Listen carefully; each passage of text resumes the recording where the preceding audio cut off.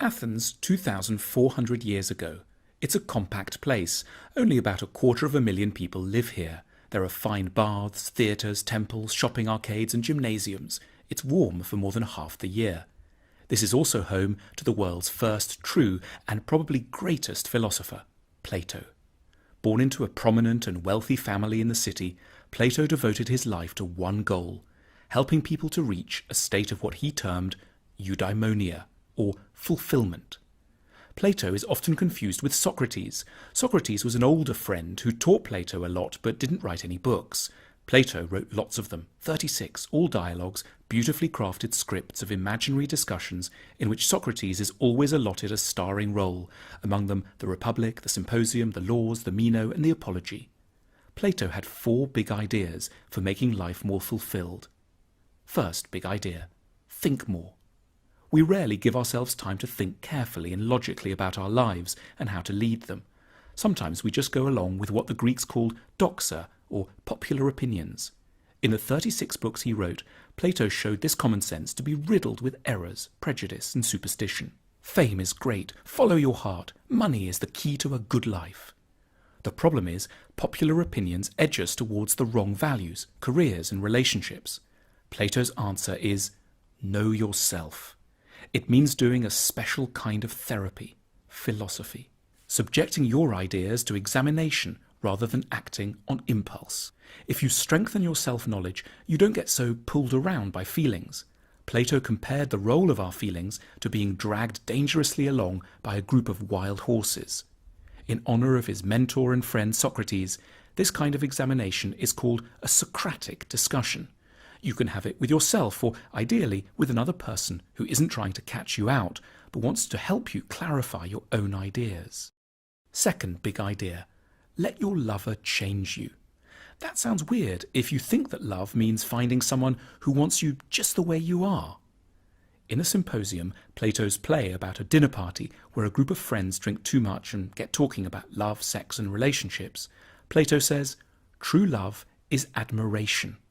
In other words, the person you need to get together with should have very good qualities, which you yourself lack.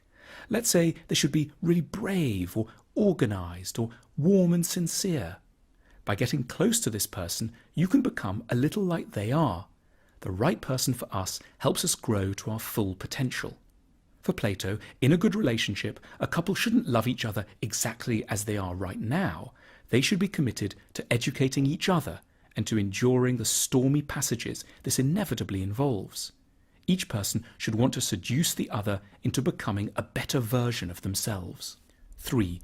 Decode the message of beauty. Everyone pretty much likes beautiful things, but Plato was the first to ask, why do we like them? He found a fascinating reason. Beautiful objects are whispering important truths to us about the good life. We find things beautiful when we unconsciously sense in them qualities we need but are missing in our lives. Gentleness, harmony, balance, peace, strength. Beautiful objects therefore have a really important function. They help to educate our souls.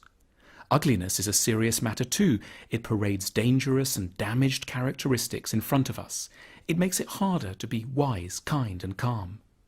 Plato sees art as therapeutic. It's the duty of poets and painters and nowadays novelists, TV producers and designers to help us to live good lives. 4. Reform society. Plato spent a lot of time thinking how the government and society should ideally be. He was the world's first utopian thinker.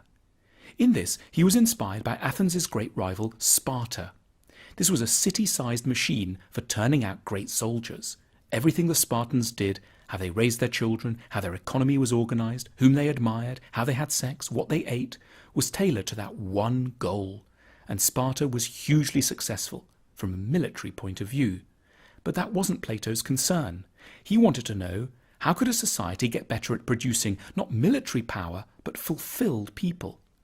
In his book, The Republic, Plato identifies a number of changes that should be made. Athenian society was very focused on the rich, like the louche aristocrat Alcibiades, and sports celebrities like the boxer Milo of Croton. Plato wasn't impressed. It really matters who we admire, because celebrities influence our outlook, ideas and conduct, and bad heroes give glamour to flaws of character. Plato therefore wanted to give Athens new celebrities, replacing the current crop with ideally wise and good people he called guardians, models for everyone's good development. These people would be distinguished by their record of public service, their modesty and simple habits, their dislike of the limelight, and their wide and deep experience. They would be the most honoured and admired people in society. He also wanted to end democracy in Athens. He wasn't crazy. He just observed how few people think properly before they vote, and therefore we get very substandard rulers. He didn't want to replace democracy with a horrid dictatorship, but he wanted to prevent people from voting until they'd started to think rationally. That is, until they'd become philosophers. Otherwise, government would just be a kind of mob rule. To help the process, Plato started a school, the Academy, in Athens, which lasted a good 300 years. There, pupils learnt not just maths and spelling, but also how to be good and kind. His ultimate goal was that politicians should become philosophers.